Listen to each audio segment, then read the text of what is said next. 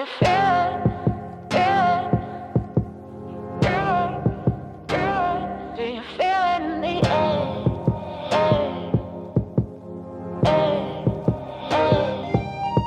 Do you feel it? Do you feel it? I can feel it in the air. Alright, so this video is going to be a little bit different from the usual.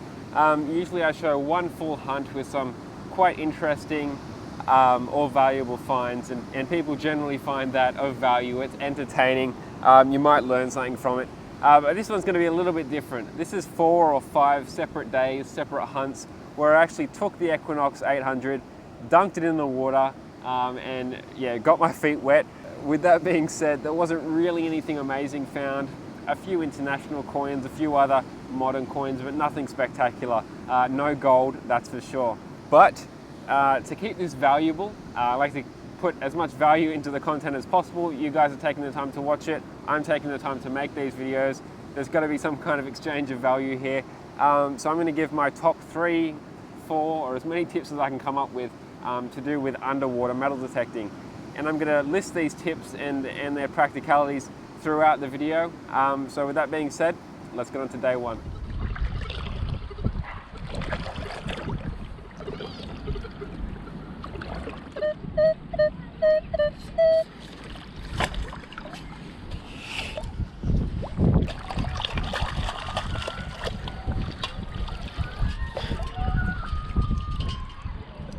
Paintbrush.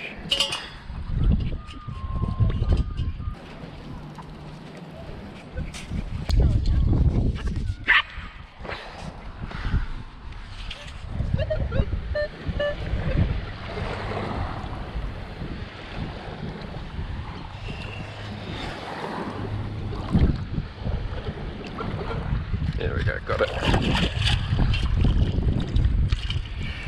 Pull tab. There we go.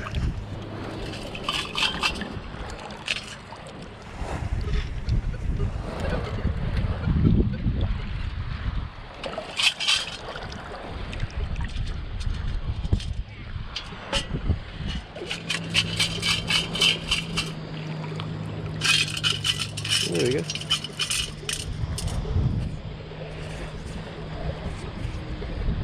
Oh, Fiji, 20 cents.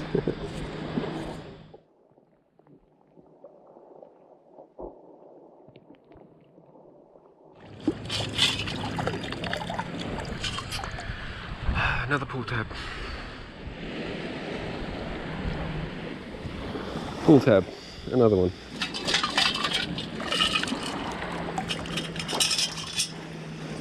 $0.50.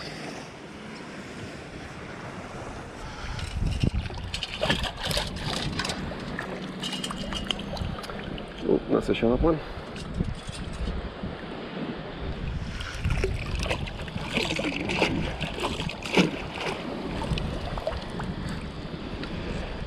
So as you can see, there wasn't too much exciting found. There was that coin from Fiji from memory, but it was quite a, I guess you would call it a wealthy vacation area. So there was the potential, just wasn't our day, I guess. So here's our first tip. My first tip would be get yourself a nice quality pair of diving boots. I got mine from BCF. Now I will have a link in the description to something similar. All right, let's get on to day 2.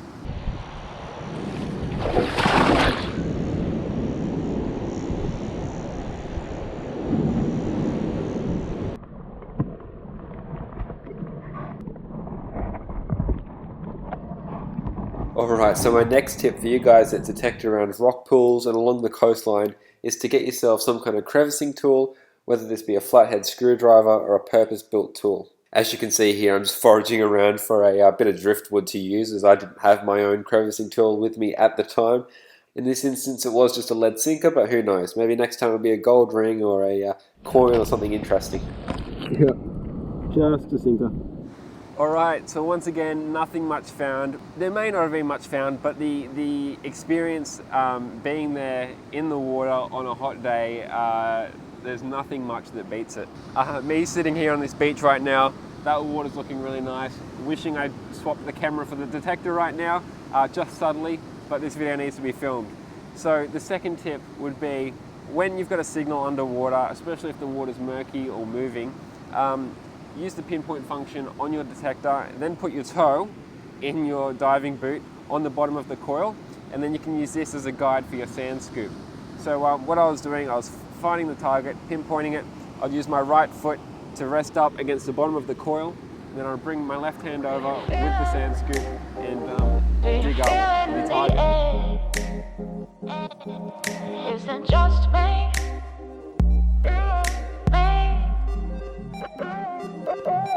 Do you feel it? I can feel it. 17, 15.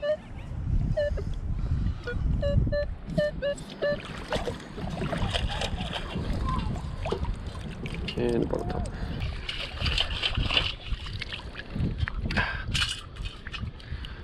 Bottle cap, aluminium bottle cap. There we go. Alright, now for my final tip of this video, it is to get yourself a mesh bag.